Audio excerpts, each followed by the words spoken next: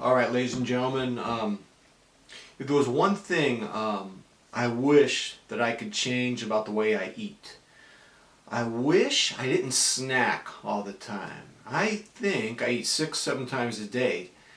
When I was a kid in the 1960s, I remember we ate 3 meals a day, no snacks. We didn't really think about snacks. That wasn't really part of the lexicon of growing up. Snacks. Have you had your snack?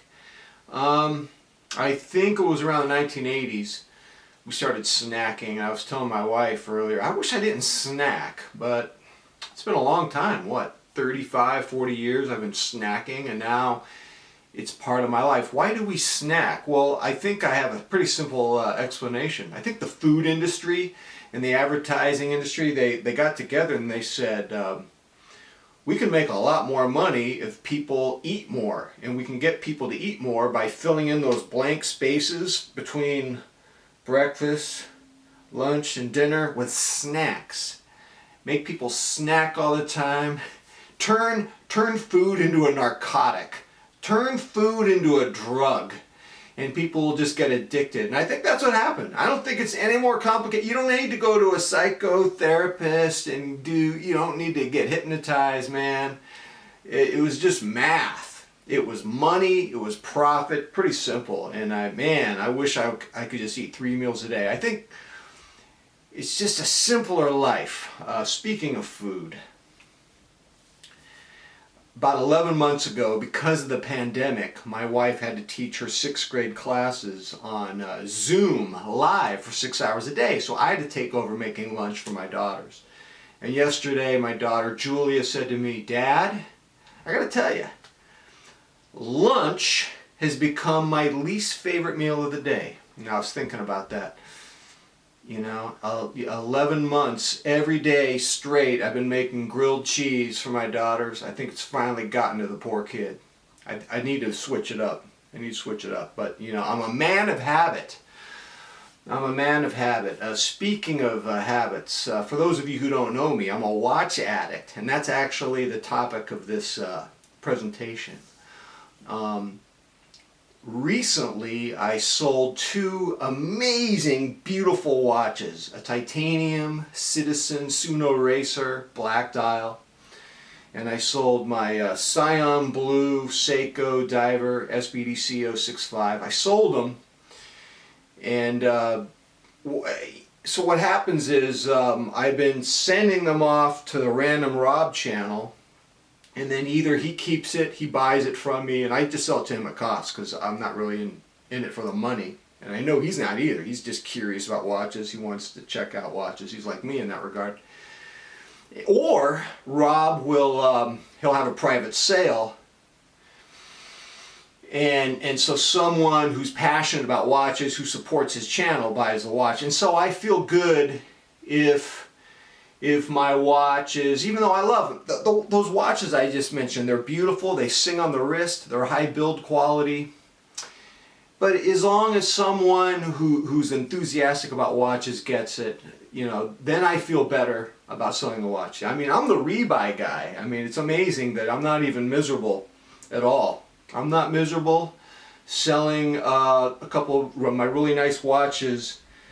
What matters is whom do I sell it to?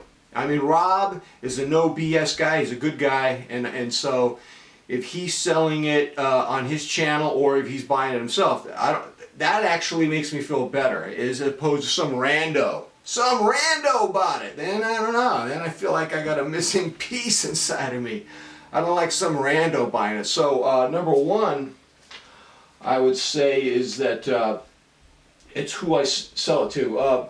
The other thing is, maybe you guys can relate to this. No matter how beautiful certain watches are, including the ones that I mentioned, sometimes it feels like a job to wear a watch. A job that I don't want. It's a job I didn't sign up for. And between this SBDC 125 and my Captain Willard, and then I got my tunas, I got a couple of tunas that I wear at night. I don't know, man. It just feels like it's an obligation, man. and it's like a job I don't want. And I don't know, I feel free. I feel like I got less work to do. I feel like I got more flexibility in that regard. So that can be an issue. The other thing is, and some of you guys can connect with this, I think Bruce Williams feels this way. The pleasures of having a small collection are just greater than that particular watch that you sold. No matter how beautiful that watch is, the pleasures of a smaller collection just prove to be just greater than that watch. It's so weird. I could sit here all day and tell you how beautiful those two watches are that I sent to Rob, and yet I'm not going to rebuy them. I know I'm infamous for being the rebuy guy, but I feel really good. I mean, part of it is, you know, I don't... When are we getting out, when are we getting out of our houses, man? I don't have much of a public life. And so, well, the other thing is, check this out. You'll find this fascinating. So I have 7 watches in my rotation, which actually feels like a lot. But it's relatively small, and so, you know, I am a watch addict. For all we know, 4 to 6 months from now, my collection could be up to 10, 12, who knows. But for now, at least I can pretend. I can have a little fantasy that I'm a sane, non-watch addict. It's really fun. It's like a little oasis, a little rest stop, a little respite. Look at me, man. A nice, sane, little manageable collection. Might not be that way forever, but whew, it feels good, man. It's like, you know, you're swimming in the Pacific Ocean and you see a lifeboat and you can go, oh man, I gotta rest, man. Oh, there goes the shark. It's coming right at me. I'm in trouble, Buster Brown. So there's that. And then finally, the proof is in the pudding. You know, I sent those watches out to Rob, and my misery and my anxiety levels are down, and then my enjoyment levels of the watches that I have are up. So the proof is in the pudding. Are you the same way?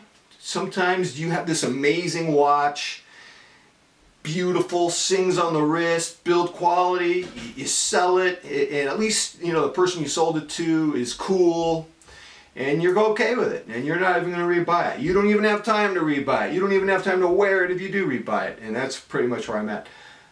I gotta have a snack. I'm in big trouble, ladies and gentlemen. Tell me what you think. Until next time, I'm out.